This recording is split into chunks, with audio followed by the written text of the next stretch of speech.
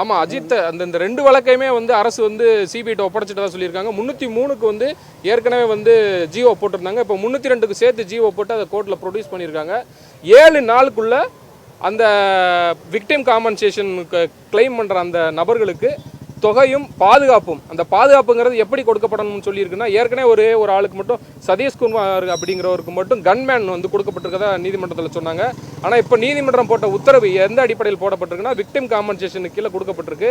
இதில் அவங்க வீட்டில் சிசிடிவி இன்ஸ்டால் பண்ணுறதுலேருந்து அந்த நபர்களுக்கு இந்த வழக்கு முடியும் வரை உயிருக்கு அச்சுறுத்தல் இல்லாமல் பாதுகாப்பு வழங்கப்பட வேண்டும் அப்படிங்கிறது விக்டிம் காம்பன்சேஷனோட ஸ்கீமோட நோக்கம். அதை வந்து உள்வாங்கி நீதிமன்றம் இந்த உத்தரவு பிறப்பிச்சிருக்கு.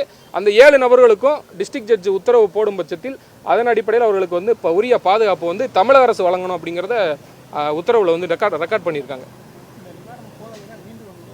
சார், நிவாரணம் 25 லட்சங்கிறது இன்ட்ரீம் காம்பன்சேஷன் தான். ஏற்கனவே கொடுத்த 7.5 லட்சமும் இப்போ கொடுக்கப்பட்ட 2,25 லட்சமும் இன்டரிம் ரிலீஃப், அதாவது இடைக்காலமாக கொடுக்கப்பட்டது தான் அப்படிங்கிறத நீதிமன்றம் அழுத்தம் திருத்தமாக ஆர்டரில் சொல்லியிருக்காங்க.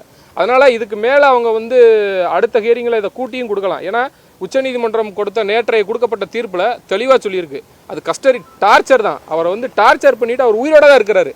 இதை தான் நீதிமன்றம் சொல்லிச்சு. உயிரோட இருக்க நபருக்கே உச்சநீதிமன்றம் 50 லட்ச ரூபா கொடுக்கும் பொழுது நீங்கள் வந்து இறந்த நபருக்கு கொடுக்கறதுக்கு ஏன் இவ்வளோ அப்போஸ் பண்ணுறீங்கன்னு சொல்லி அரசு தரப்பில் கேட்டாங்க.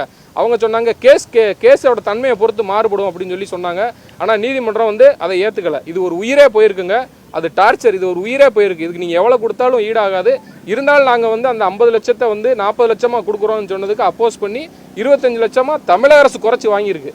இது இடைக்காலமாக கொடுத்ததை ரெக்கார்ட் பண்ணியிருக்காங்க. அடுத்த ஹியரிங் வரும்போது மேபி கவர்மெண்ட் வந்து இது அரசு தரப்போட இன்ஸ்ட்ரக்ஷன் ஏதாவது மாறுபடலாம். இல்லை ஏற்கனவே நடந்தபடி நீதிமன்றம் சொல்ல ரூபாயை கொடுத்துக்கிட்டே மாற்றி கொடுத்துட்டே இருக்காங்க. அதுபோல் இந்த 50 லட்ச ரூபாயை அவர்களே கொடுத்து விட்டு நீதிமன்றத்தில் சொல்லாலும் ஆச்சரியப்படுறதுக்கு இல்லை. பிளே ஸ்டோர் மற்றும் ஆப் ஸ்டோரில் இருந்து பாலிமர் செயலியை QR கோடு மூலம் பதிவிறக்கம் செய்யுங்கள். செய்திகளை உடனுக்குடன் பெறுங்கள்.